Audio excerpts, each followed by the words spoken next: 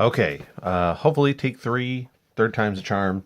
Um, this is a portfolio critique for Arden.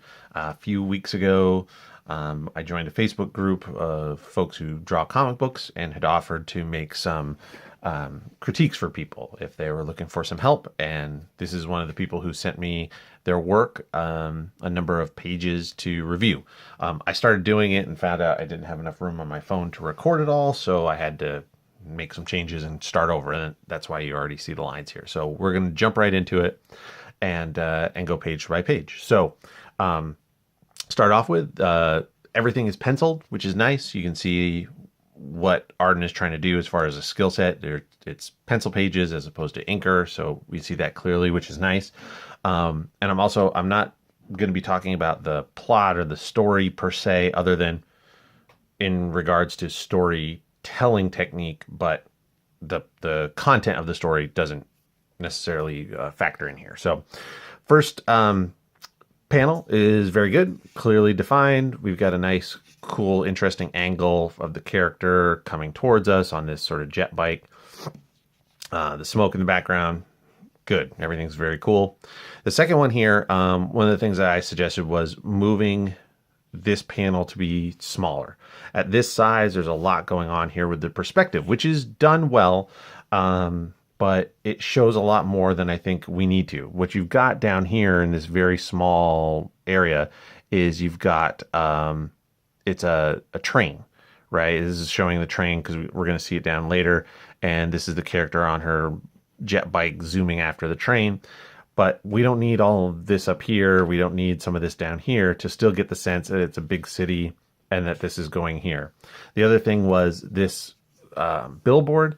It didn't look right to me. I don't know if the perspective is off. Also, it just sort of looks like it's sort of stuck on. There's lettering in here that's very small. And when you shrink, this is I printed this on 8.5 by 11, I mean. And if you shrink it down even further to actual comic book size, right, which would be this size, so it would be even smaller, you're never going to see that lettering. And the lettering is kind of wonky and done by hand. Don't need this here. I would get rid of the billboard. It doesn't work for the story. It's not, everything here is very accurate in terms of like there's windows and the bars and it looks like a real city. It looks like there's buildings, and then this just sort of looks like a square that's been tacked on top, so I don't need it. This panel here, it's the character. We've zoomed in a little bit as the character is getting closer. There may be some dialogue balloons that are going to go here and here. I don't know. I don't have a script, but I had suggested putting in the smoke from behind to stay consistent with this panel, from this panel to this panel. All right, so we're here. Comes down here, and then we jump over here. Because I want to shrink this panel, my suggestion would be to make these bigger. Again, shrinking it down to comic book print size, these are going to be reduced very, very small, and you're going to lose a lot of the detail. She's shooting like an arrow with a line attached to the back of this train. I have suggested making this arrow much bigger, so that it really jumps forward as far as the perspective, right? Forcing that perspective of this arrow's coming at you. Here, it just sort of, these original lines here looked kind of just weird, very flat compared to the rest of the perspective. And then over here, I suggested making the train bigger. Again, I don't need all this room up here to show the speed lines. I still have speed lines here. And then by making the train bigger, I can make this arrow bigger, as opposed to here. You could see, I don't know if you could see, but it's very, very small. And he's put in this little sound effect, but it's so small that, again, when you shrink it down even further, it's going to get lost on the comic book page. So I would make the train back much larger. And then lastly here, the character's pulling herself along this line that she's attached to the train. And again, very small, shrink it down. This thing is as big as my thumb. So you shrink it down even further. The panel's only going to be this big. I would make the character much bigger. You can still have a forced perspective of her pulling herself along the line, even if she's, this large and pulling, we still get the idea, right, of what's going on, but able to see the detail of the character. So I would do that bigger. So that's page 1, kind of quickly. Page 2, this is the silhouette of the figure, and she's pulling herself onto the train. Now, on this panel here, the way it was drawn originally, and the way I've sort of redrawn it bigger, is it looks very square. Like the back of the train is flat. Like it's a flat, right? There's this axis, this is down, up. So it looks like there's this sort of square here, but it's drawn instead as this real bullet shape in the back. So for consistency, I would recommend squaring that off and just having the line. We can see that she's still pulling herself in, and that's fine. The other thing so next, this second panel is kind of weird in that it's hard to tell exactly what's going on. So this would be solid black with the inks when it's inked in. But with the pencil work being drawn in like that, and then the speed lines, it's sort of blurry. It's hard to tell what's going on. And there's no gutter around this panel, right? So if there was a white border around here, maybe it would differentiate that this is a panel and not a window or a screen or something in this room with this figure.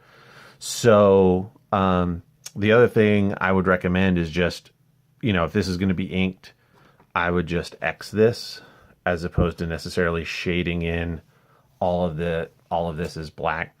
I don't know what's happening. I don't know where this character is. I don't know if is she on the train? Is she watching from an apartment? Is it going by maybe? It's very big, so it feels like it's important, but then it doesn't play into the rest of the story. So I don't know if I might maybe reverse, or maybe if she's looking out a window, what is kind of what it looks like. Maybe have that train zipping by with the character out the window, if that's what we're talking about. Otherwise, it just seems very disjointed from a story perspective. And because there's no border around this, at first it took me a while to realize this is not a panel. This is like a television screen in black space. So by adding a border to this, that helps differentiate it as a panel, and then this is a screen in the image. Okay, we've got a hand is grabbing onto the train. She's pulling herself up. She has a robotic hand. We've got 4 fingers. We need a thumb. We're just missing a thumb. Otherwise, that's okay. I don't have a problem with that. Here she is, a good hero shot up. I like the speed lines of the windows going by, and the background is pretty good. Again, you've got through the whole thing, he's used just like a simple line to differentiate, as opposed to a gutter, as far as I can tell, at least through the printout that I did. So there's all these, like, this is a line, this is a line, this is a line. And with all the speed lines and everything, sometimes it's hard to tell what's a line and what isn't. So again, I might recommend, it could be very thin, but I would do some sort of a gutter, maybe even black, solid black, to differentiate these. And then that would explain why the fingers are cut off here, maybe. So if you did a solid border of the panel, you'd be all set. Okay. And then here, I'm assuming that she's looking through like a bionic eye, and it's telling her that there's a target, commercial, access. There's an access hatch here. The train isn't nearly as detailed as the other stuff. Maybe the train is a very plain piece of equipment. Maybe it's all solid piece or something like that, but there's a hatch here.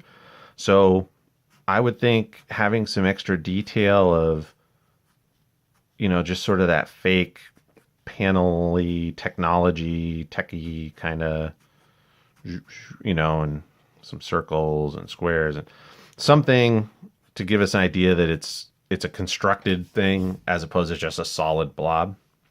Likewise, if you're going to do all these speed lines, or again, I guess maybe because so this is where I get confused. It's obviously in a readout of the character, right? There's words here, target located. If this, instead of this is what she sees and this is overlay, you could do this as a wireframe, but I guess what confuses me, there's shading. So this exists in the real world. There's light coming down, there's shading here, there's texture on this. So I want the train to be drawn realistic, or the whole thing has to be drawn as a computer graphic, not realistic, and then it wouldn't have lighting and all that. So that's kind of confusing there. Here, this is fine. She's got this thing popping out of her arm. The only thing would be these lines kind of blur into the speed line stuff because it's very similar. So you might want to just go in a different direction for that so that it differentiates from the background speed lines. So you can tell this is a motion of this coming out and she's still traveling that way. So that's page 2. So here we go. The hatch is falling in. There's light coming in. It's fine. This I would assume is inside. I don't know if this shadow is supposed to be, it's obviously in the foreground because it blocks out stuff. I don't know if that's her landing. There's not enough definition of what this shape is. Is that, I guess that's her leg maybe and her coat, but I don't know what that is. So you've either got to, you've got to show like if it's a knee or if this is a hand or something. I don't know. So that might use a little bit of help there. This is good, fine. Character, maybe there's some bubbles, some word balloons, something, or she's scanning maybe. There's a box. She can see, I guess, what's inside the box. What is inside the box, I guess this is lights up around the eye. For me, I might do this a little more zoomed in, meaning if this is the character and one eye is going to light up and it's this big creature thing, I don't necessarily need all of this. And I don't necessarily need all of this. I might kind of focus on that. So I would make this bigger to fill in this square, right? Focus on that action. I don't need the background hatching. I just need that. Again, this one, the same thing, kind of. This one's okay. Her head could be, right? The whole thing could be bigger out to here. You still have the I'm surprised action lines, but take up more of the space. Use the space that you need. The bottom here, so there's a character, this big robot-y guy has broken, I guess, out of a box and he's punching her and she's flying out. So one, this is a panel and you've broken the panel here. To break a panel with just this little bit, and the color is, I'm assuming, is going to kind of be similar, right? Because same character, same costume. I wouldn't bother. If you're gonna break the panel.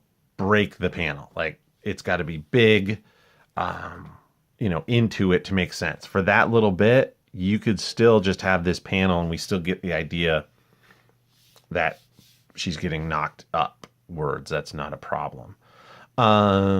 Feet, work on your feet, right? I get it. It's a tough angle. So her toes are pointing down. So that means your heel is going to rise up.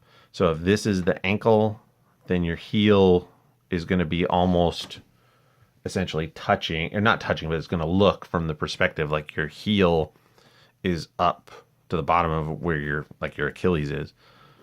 So that's going to be like that. And the heel is going to be up here. And feet, it sounds weird. Feet are bigger than you think they are. These are very small. So if you draw your feet and they almost look a little too big, you've probably got it right. Feet actually are bigger than what you think. Other than that, maybe some line weight, but that could be for the inker too, just to differentiate, along the bottom lines of here to help pop that hand forward from the robot. Otherwise, not bad. Just be careful with the lines. There's a lot of these direction lines. You've got these going this way, which is cool, but then you also have this, and then you have all this crossing down here and here. So the lines can get a little busy. So just make sure you really differentiate. Like, you got a real thick line here, which is good, and a real thick line here. You need a real thick line here as well, and here. So don't, and same, if this is like a gun belt that feeds into the gun arm, all this needs a real thick outline, right, to help pop it. Same thing, I tend to do it with any, this foreground stuff. I would want a real thick outline to help push it to the forefront. It can be done in color, but if you can, as the penciler or the inker, if you can provide that extra, that's going to help. Probably the last thing on this page here that I'm going to talk about is these speed lines. So you've got these are speed lines coming off from her feet saying, zoom, I'm getting punched up. We get it. The torn up coat is doing this way, the legs, the arms, he's coming up. There's all these sort of speed lines on him. This just gets lost in all the line work. I wouldn't bother. I wouldn't bother with those speed lines there.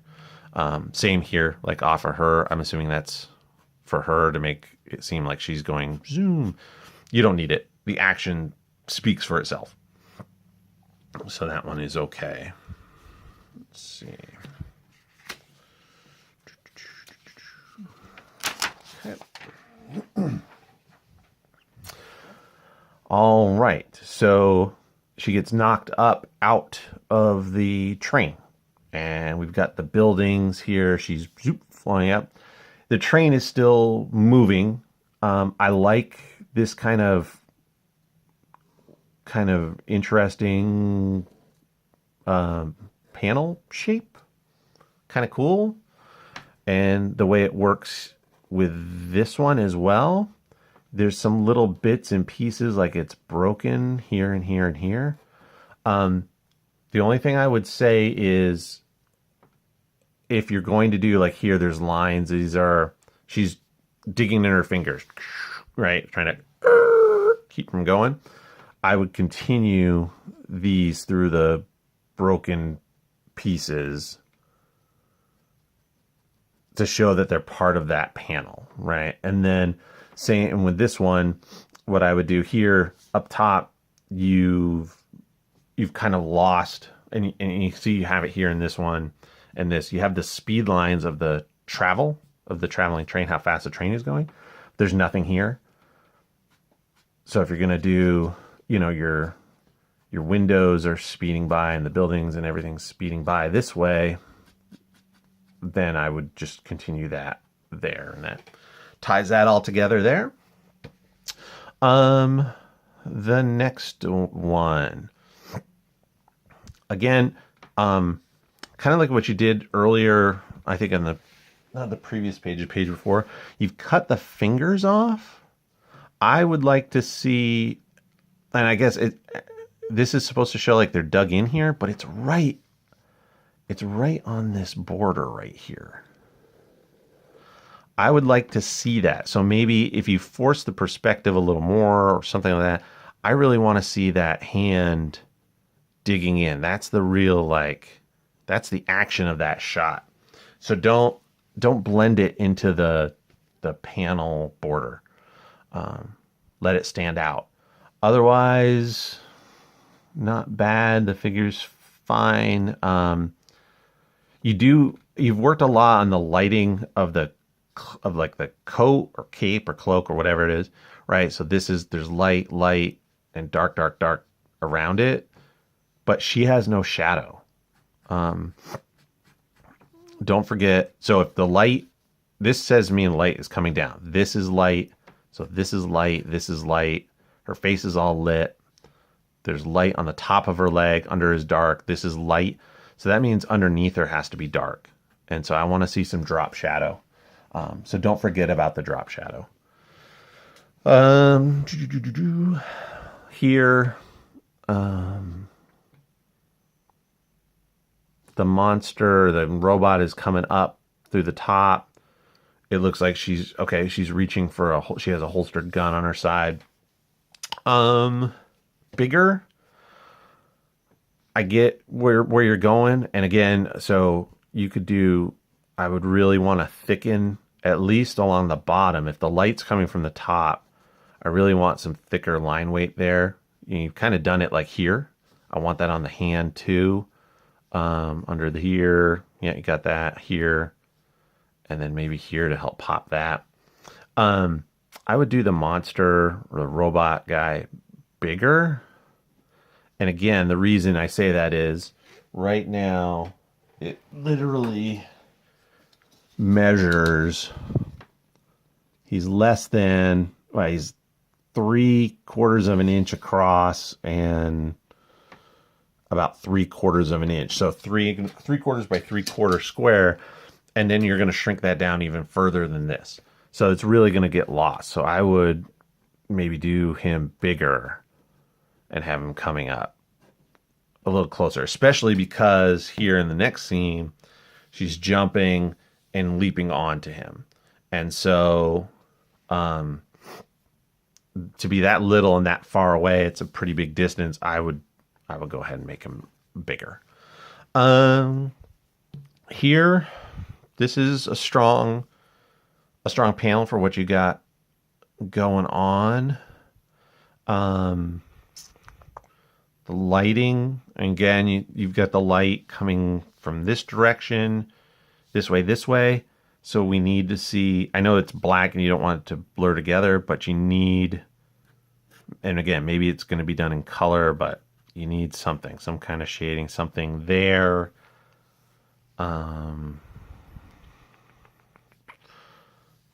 Good. Yeah. The only thing you might want to watch out for as well is this in-between pose. So she's here, she's jumping up, spinning, and landing on him like that. Get it? If you do this, an inker is going to make this solid black. So it's going to almost initially read like 3 characters. Maybe you want to do this, leave the shading out so that it can be done in color lighter, that transition flip of the to showing the movement. But that's just that's personal preference. Either way is fine. For something like this, I would recommend you could look at look at Spider-Man. Look at like John Romita's Spider-Man work from the early 80s. He does a lot of that where, Spider-Man's flipping through 2 or 3 poses, motions, and the way they do it with a lighter coloring and less line work helps you to understand that's showing the motion. Otherwise, that is fine. All right. Let's see. So he hits her, and then she flips off. So, this I get is sort of, again, showing the motion of the arm. I would maybe match this shading to go in the same direction. I don't know why it's going up. Same actually with the speed lines going up. I'm not quite sure why that is. If they're going in a horizontal direction, why all of a sudden is it up? Other than emphasizing the punch up, but I don't know that those are even necessary. It sort of feels like it's filling in a background because you're not sure what to do in the background. But reality is, sometimes you don't need it. It's an action shot. You don't necessarily need a background here. There's not secondary motion. This is the motion. So I would kind of leave that. Like, again, if you're gonna break the panel, right? You break the panel here. Break the panel. That one little bit to do it isn't worth it. If you're gonna break the panel, break the panel. Okay. So, like before, want to see that cast shadowing.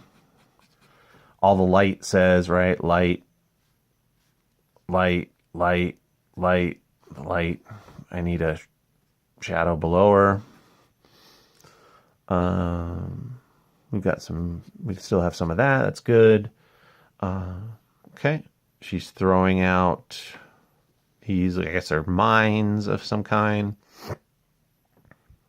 It's fine. Again, here, so it's hard to see with the printout, but I'm assuming that the panel border is sort of here.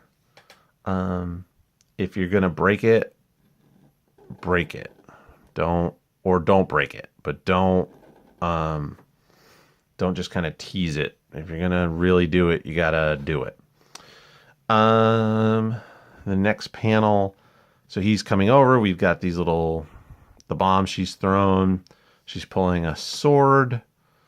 No problem. Again, the only thing to think about again is reduction. So this guy can be hulking and bigger and still not be on those. You have room here. You could move him here like that would be fine. But this, when it's reduced, you still able to see some of the figure.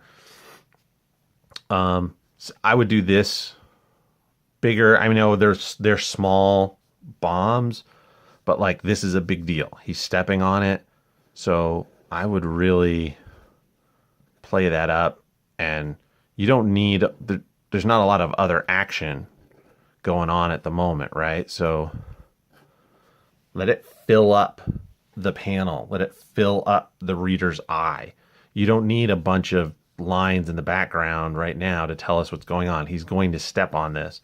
And then, actually, I forgot to mention over here, he needs to have a cast shadow, especially if he's sort of off the ground like this. And then here, same thing. If you have this big shadow, it tells us, oh man, this guy is right on top of this thing. There's no way he can avoid it. And then kaboom, it blows him up, blows off the foot. That was a detail. The foot detail was something that I kind of lost at one point. It took me a while after a couple read-throughs to realize what had happened. So you might want to emphasize it. Maybe put some debris. You've got some of these, kind of lines coming out. Really, like I might kind of do like this, so that we realize that's the point of the explosion. This here is a little dark. It reads like it's a solid, like it's a beam, like something solid coming out, as opposed to an extra sort of blast. And things, so if it's a blast, stuff kind of should be coming out in sort of all directions, but regularly. Like, so this goes here, and then this one goes here, and this one, it's close. So that tells me that's the center of the blast, I guess, is there, as opposed to the center of the explosion. So if it's flinging him forward, I still think I want this blast, the smoke and all that, more centered. And then him off to the side. Because here, it just kind of throws this center off, and it makes these look weird until you trace them out. So I would center up the explosion on this point, if that's what you're trying to do. Center up the explosion, have him getting flung out of it. If the explosion is really vigorous, like flame and light and all this, then you're going to need a lot more shading. You've done some shading under here, but if all the light source is behind him now on this, everything is going to be really shadowed in. Not completely silhouetted, because there's going to be sort of ambient lighting coming across, and then there's going to be a very strong light from behind. But you're going to want to do, you know, quite a bit more here.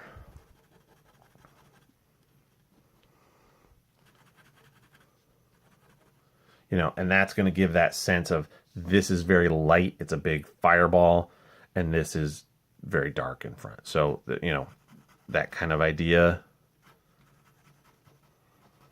is what I would do to help push that concept of this is a big ball of fire and he's in front of it. So it's that backlighting effect that you'd be looking for. So that's that.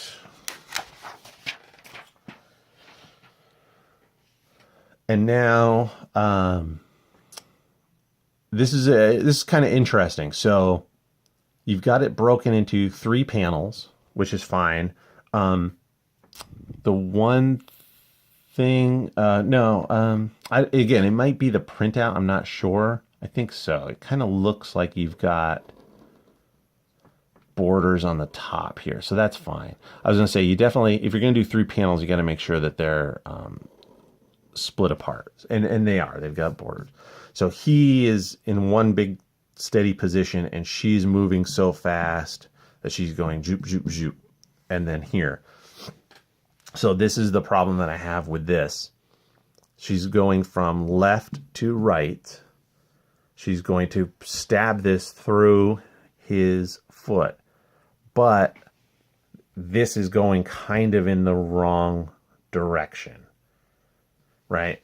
This would be perfect if she was going doop, doop, and then here, but we don't read like that way, right? In Western culture, we read from left to right. So as this comes down, you almost really need like a 3/4 front view with the sword going this way.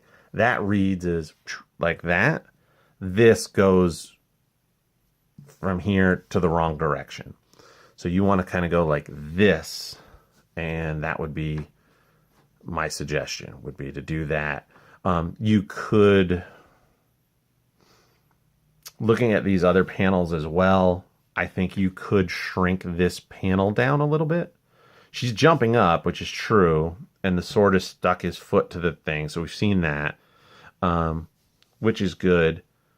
But I think it could be, you could